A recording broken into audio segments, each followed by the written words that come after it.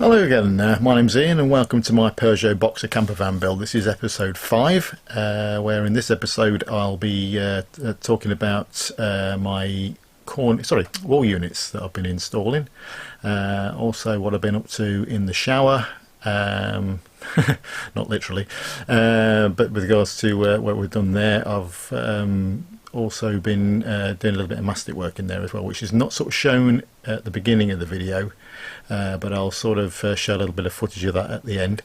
But today is a very, very exciting day because it feels like Christmas Day, because a load of stuff that I've been waiting for to carry on with this build has finally arrived. So what I'm going to do is swing the camera around and show you what I've been buying.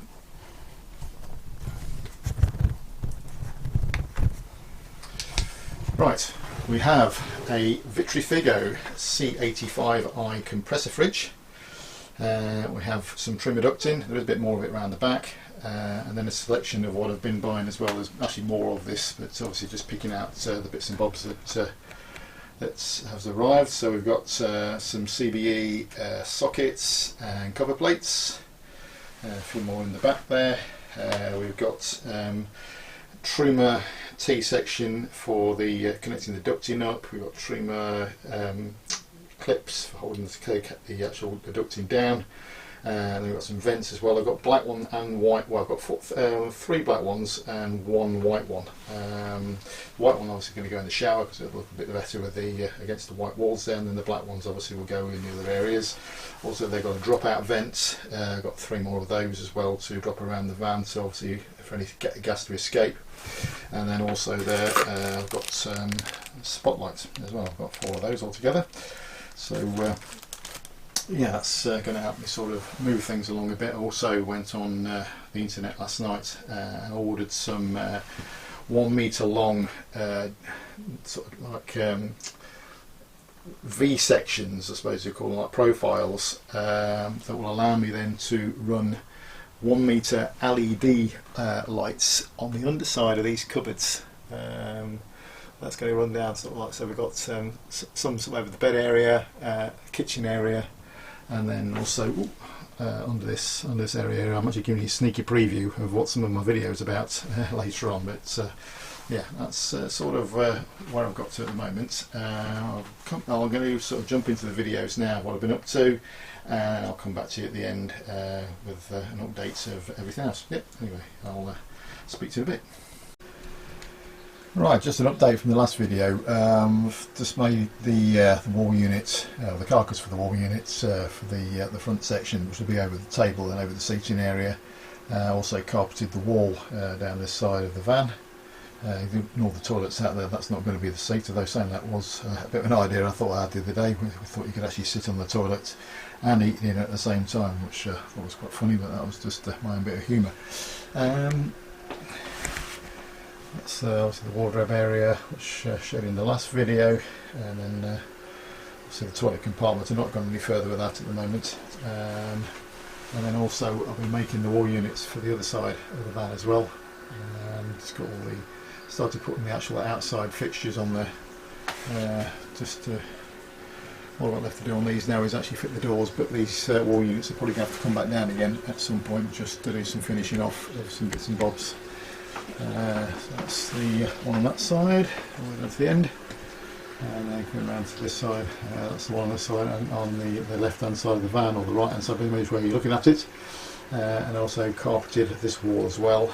The wheel arch and that, it's actually quite easy to do. I was getting a bit worried about doing that part, but it worked out really well in the end. The little indentation you can see there is actually the back of my 240 volt inlet, which I need to access maybe at some point, so I'm going to make a blanking plate for that. But yeah, that's where we are at the moment. Just a view looking down the van the other way. So yeah, it's moving on slowly, but surely in the right direction. But yeah, I'll update you shortly when I get some more work done. Cheers. Just another little update. The other thing I've been doing the last few days is I've fitted this fly screen across the sliding door. It was a little bit of a game to do. It actually takes 2 people to install it. It's absolutely impossible to fit it on your own. But one thing is with these screens is if you've actually got a motorhome that's already complete, it is actually impossible to fit one of these without actually destroying your floor and probably any furniture that you've got that comes halfway across the sliding door. So you actually need to fit these, if you want to fit one, if you're doing a van conversion, before you really get to the point of fitting your furniture, because you have to cut the floor out around the edge there to get it to go in.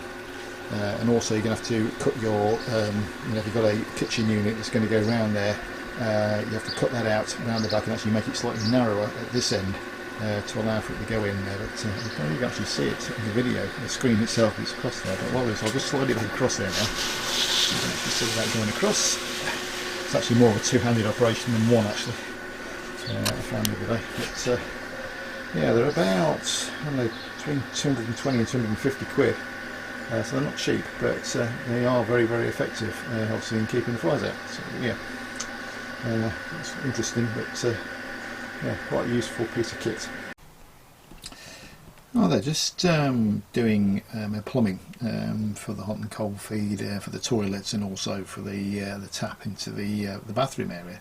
And just a little tip for you: if you are installing these John Guest, these 12mm pipes, especially the red one, the hot one, is that you have a little plastic bung.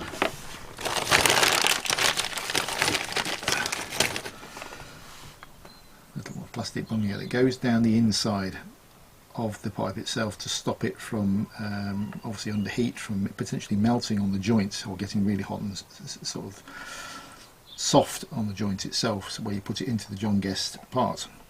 So a little bit of advice is, and they're quite tight to get in, so one of the ways to do it is to get some hot water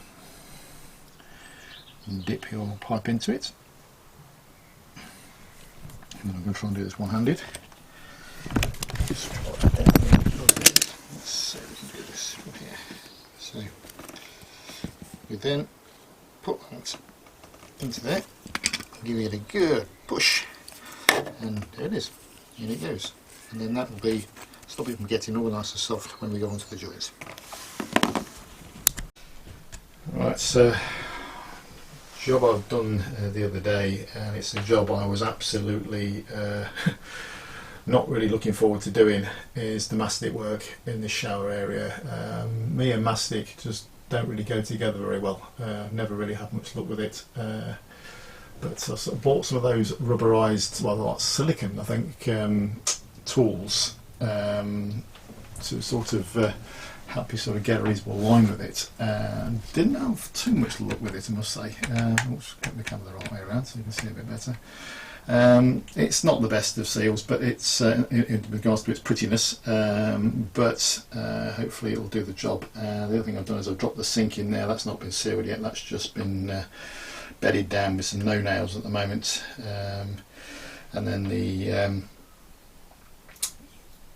tap sort of stand there, that's just screwed into position at the moment, just temporarily. I'm not going to seal that up until I've tested it to make sure that the connections to the tap are watertight, so not any water pouring out of there and then be able to try and re-mastic it at some point, or I'll have to take the mastic back out. But yeah, it's sort of like a reasonable job I've managed to sort of do with it, but as I say, not 100% happy with it, as I said, because I absolutely detest mastic. If the world without mastic, I'd be a happy man, but unfortunately we do have to install it every now and again, just to also stop water getting. The other thing I need to do is I still need to fit the toilet, which I'll probably do that over the next day or so.